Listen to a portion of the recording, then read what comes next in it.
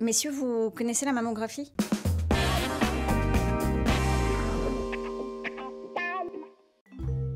J'ai dû faire ma première mammographie. Alors imaginez, on vous prend les couilles, on les serre entre deux barres en fer.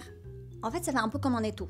Et on vous laisse comme ça pendant les 2 minutes les plus longues de votre vie. Suite à ça, j'ai dû revoir ma gynéco et je dois dire que c'est une femme qui a beaucoup de tact. On va pas tourner autour du pot, c'est un cancer du sein.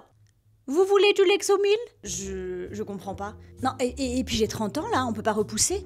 Non, attends, je sais pas, le bon ordre, c'est le mec, les enfants, le divorce et après le cancer. J'ai même pas de mec.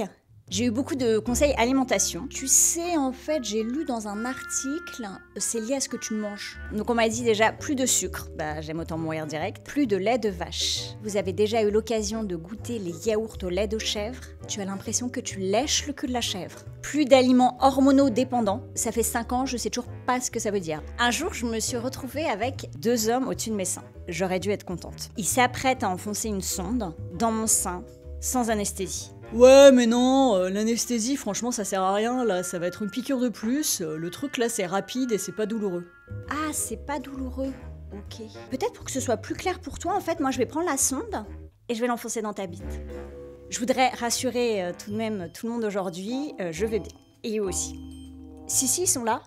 Moi, j'ai renoncé il y a très longtemps, je ne serai jamais Pamela Anderson, mais je suis Gillo du cul. Je dois dire qu'avec tout ça, ça a pas été facile de trouver un mec, et heureusement j'ai des copines. Elles m'ont organisé un rendez-vous avec Mathieu. Apparemment c'est l'homme idéal, elles m'ont dit non mais Sarah tu vas voir il est super, en plus vous avez plein de points communs.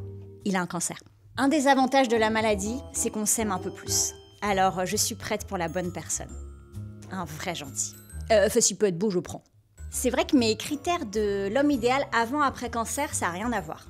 Avant, le premier critère, c'était cool. C'est le diminutif pour connard. Il faut beaucoup de connards pour arriver au gentil.